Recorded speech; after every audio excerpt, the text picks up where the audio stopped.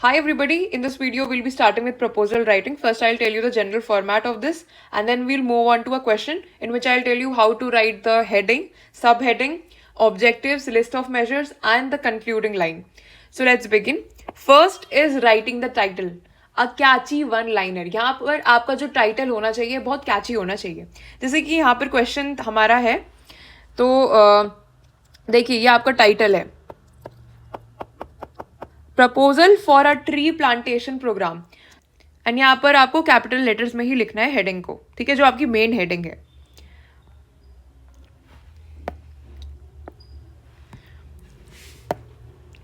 Then we'll move on to the sub heading.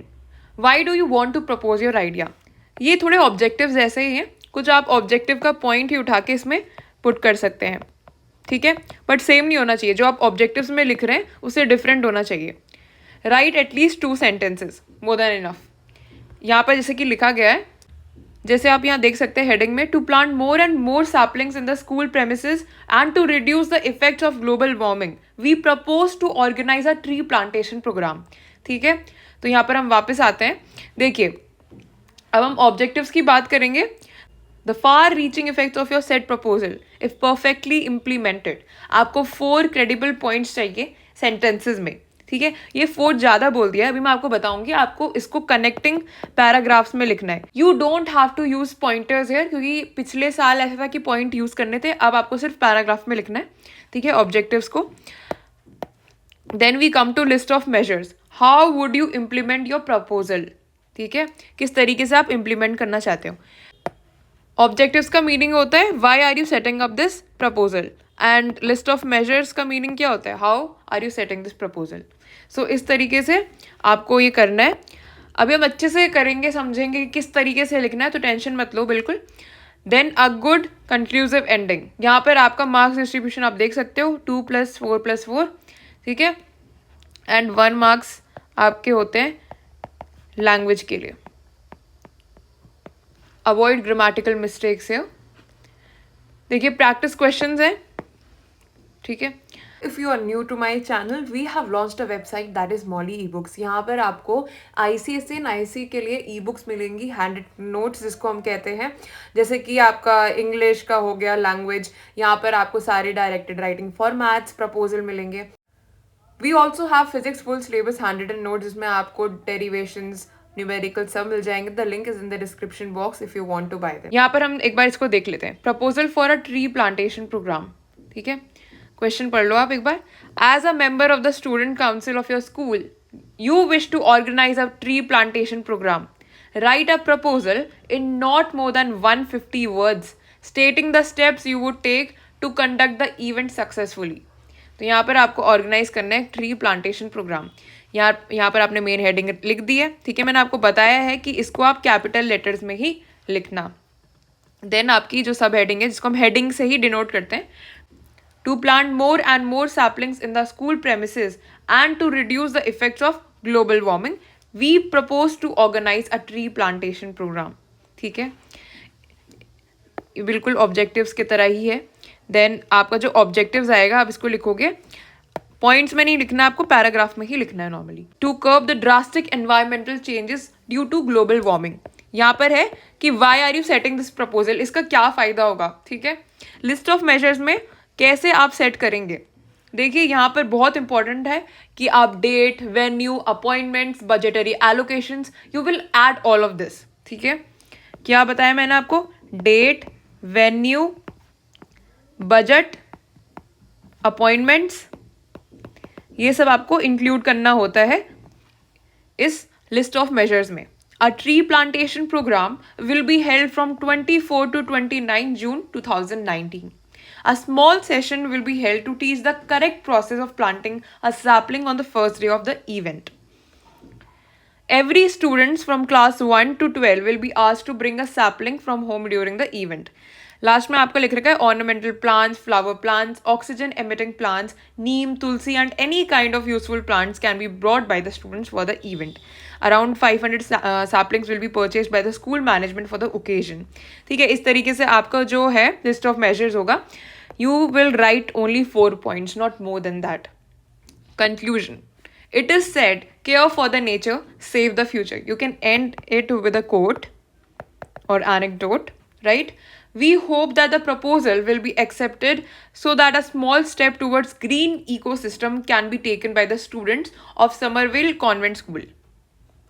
अब यहाँ पर आपका जो कंक्लूडिंग पैराग्राफ है, कंक्लूडिंग लाइन है, इसमें एक तरीके से इसके पॉजिटिव्स बता रखे, इस प्रपोजल के फायदे क्या होंगे, राइट? इस प्रपोजल से क्या होगा, तो आप एक पॉजिटिव नोट में इसको एंड करना कि किस तरीके से ये कंट्रीब्यूट कर सकता है, ठीक है? Okay, let's have a look at this proposal. As the head boy or head girl of your school, you would like to organize an inter-class dance competition.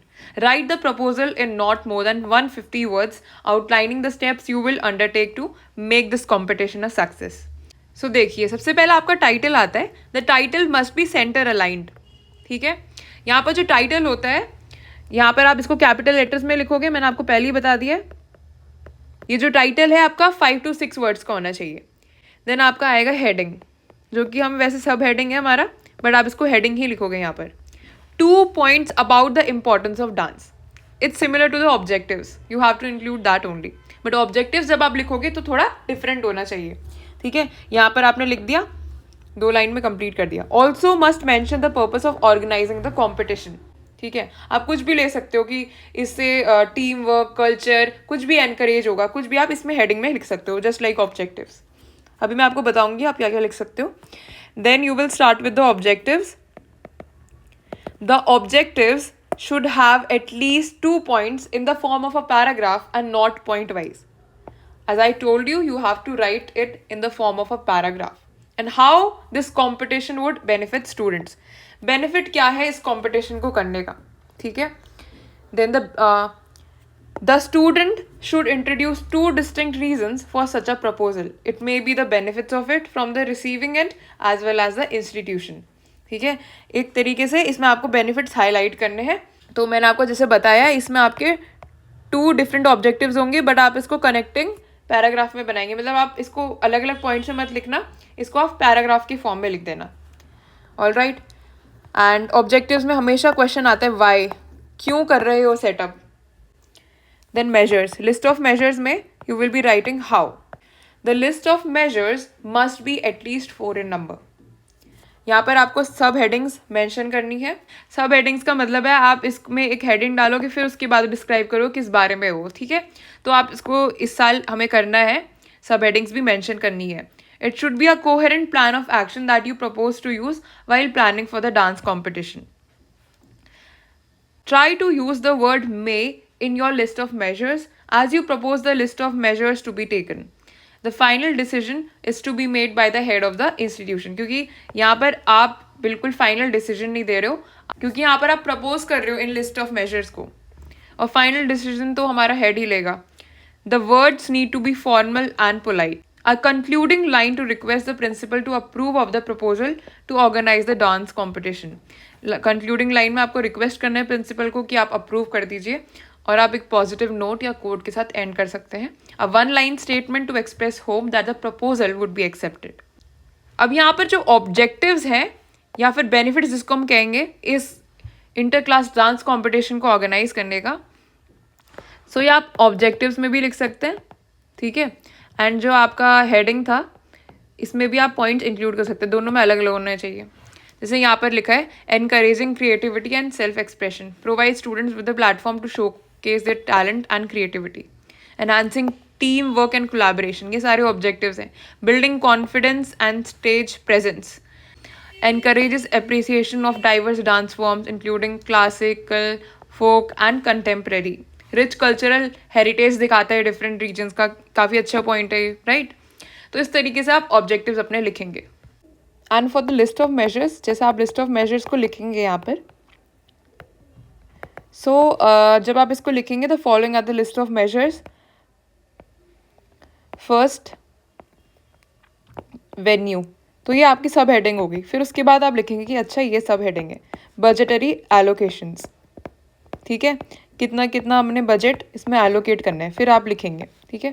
Third and then fourth. इस तरीके से आप सब heading लिखेंगे, उसके बाद इस point को स्टार्ट करेंगे. All right. And yes one important thing to make it legible you have to leave lines in between. जैसे कि आपने हेडिंग लिख दिया, उसके बाद आप यहाँ पर ऑब्जेक्टिव से पहले एक लाइन छोड़ देना. ठीक है, लीव अ लाइन है.